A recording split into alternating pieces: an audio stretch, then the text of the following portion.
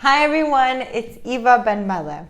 Today I want to talk more to the parents of the group because I believe this is something that comes up for a lot of us and it's hard for us to figure out what to do about it. I'll be more precise. Have you ever been in the situation where your child is constantly complaining about the same thing day in and day out? And also it just kind of becomes like this theme of like, poor little me, help me, save me. The world is out to be against me and I don't know what to do about it. Mommy or daddy, save me from this mayhem. Because I think for a lot of us, especially perfectionists, this is a hot topic and a difficult one at that. Because on the one hand, we love to fix and make problems go away and feel terribly offended and insulted when someone does something terrible to our child. And on the other hand, we want so desperately for our children to be these independent, self-confident go-getters that sometimes it's hard to know how do we handle these types of situations. So I'll give you examples. And this is from the whole gamut of the age range. You know, if your child is in the preschool age where the girls are starting to become friends and the boys are starting to become friends and play dates are being thrown around and your child may not be the one that's mostly invited. Or for the preteens when the parties are starting. And again, your child is one of the ones who's being left out. How do you handle it when they come up to you and say, I have no friends, people are so mean to me, I'm being bullied, I'm being bothered?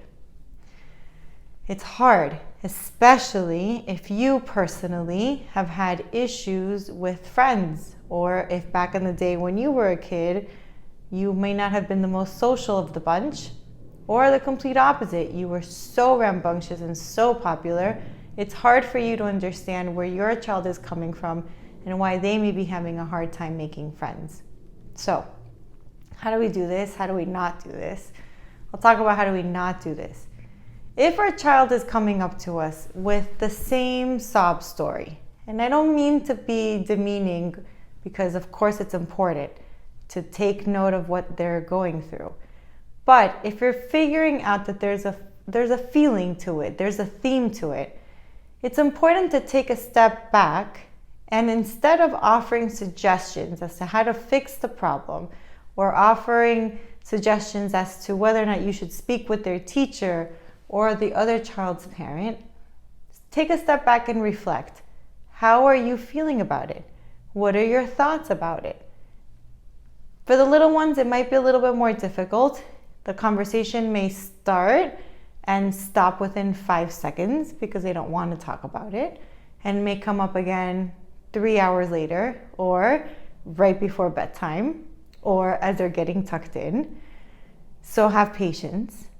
And for the older ones, it depends. They may want to talk through, but maybe the time that you find the right time to talk about things may not be the right time for them.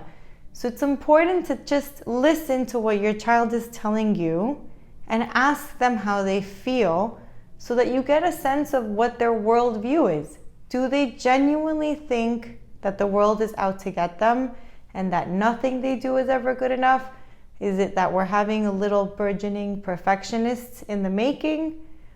Or is this an attempt to tug at the parents' heartstrings who want to fix everything and the child unconsciously or subconsciously, ingenuously knows that if they have a problem that needs fixing, mom or dad will be there to make that problem go away.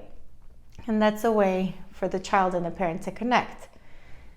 This is normal. I'm sure many of you have had friends when you're going through the same similar situation or the same rough patch that you commiserate together, and then also you might talk to each other about how to make it better, what solutions you've found, and exchange notes.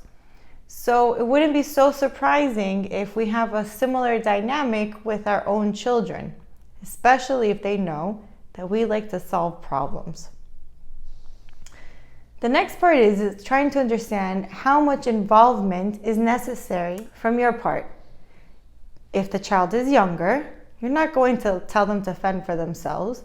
You may role play a situation with them.